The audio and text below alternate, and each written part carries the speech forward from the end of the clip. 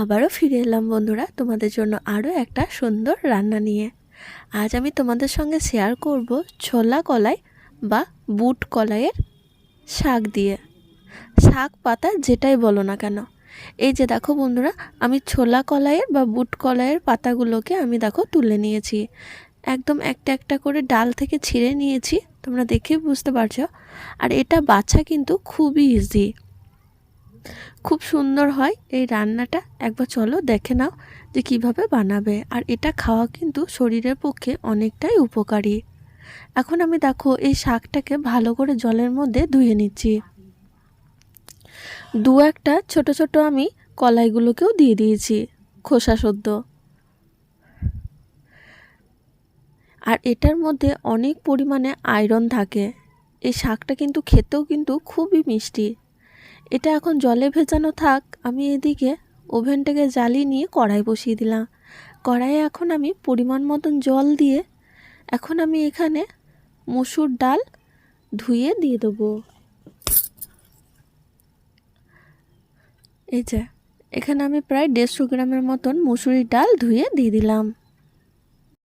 এবার আমি এই ডালটাকে 3-4 মিনিট ঢাকা দিয়ে লো ফ্লেমে একটু ফুটিয়ে নেব। তারপর এখানে আমি শাকগুলোকে একটুখানি চাকুলে চাকুলে ধুয়ে শাকগুলোকে দিয়ে দেবো। এই শাকটা খেতে হলে বন্ধুরা এই সিজনেই খেতে হবে, সিজন পেরিয়ে গেলে এই শাকটা কিন্তু আর পাওয়া যায় না। ফাল্গুন চৈত্র মাসে কিন্তু এই শাকটা পাওয়া যায়। তো সম্পূর্ণ সব শাকগুলোকে আমি দিয়ে দিলাম। এবার আমি এখানে 2টো দেশি টমেটোর দিয়ে দেবো।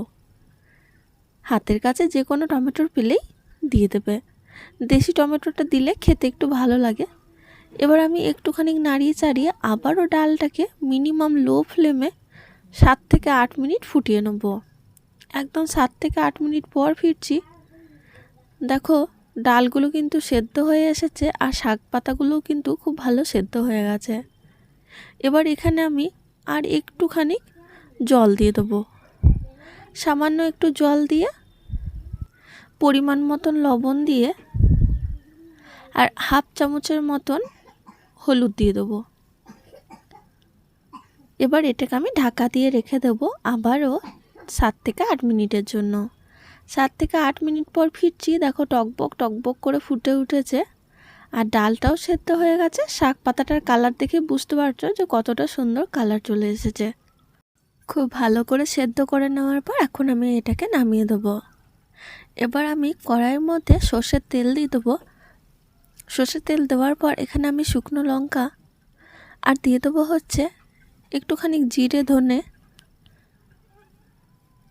এবার এটাকে আমি ভালো করে লাল লাল করে ভেজে নেওয়ার পর এখন আমি এখানে 4-5টা রসুনকে থেতো করে দিয়ে দেবো। এবার আমি রসুনটাকেও তেলের মধ্যে শুকনো লঙ্কা জিরে ধনের সঙ্গে ভালো করে ভেজে নেব। যখন এখানে ভালো করে ভাজা হয়ে যাবে তখন এখানে আমি 1 চিমটে হিং দিয়ে দেবো। হিংটা দেওয়ার পর এখন আমি ভালো করে হিংটাকে ভেজে নেব। তারপরেই 1 চামচ চিনি দিয়ে আবারও আমি এই সব কিছু উপকরণকে ভালো করে ভেজে নেব। চিনিটা যখন হালকা হালকা গলে আসবে তখন এখানে আমি ডাল সেদ্ধটা দিয়ে দেবো। ব্যাস আমার ডালটা সেদ্ধ করে ছোকা হয়ে গেল।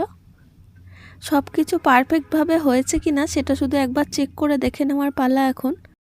যদি লবণ মিষ্টি এগুলো ঠিকঠাক হয়ে থাকে তাহলে ব্যাস রেডি হয়ে গেল আজকে বুটের ডালের শাকের রান্না।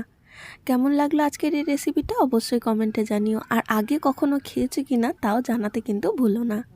আশা করছি আজকের রেসিপিটা একদম তোমাদের কাছে নতুন লেগেছে। আর একবার বাড়িতে করে সবাইকে খাইও, এটা কিন্তু অনেকটাই প্রোটিন। প্লিজ তোমাদের কাছে রিকোয়েস্ট করছি, যদি আমার রান্নাগুলো তোমাদের ভালো লাগে তাহলে অবশ্যই চ্যানেলটা আমার সাবস্ক্রাইব করে নিও।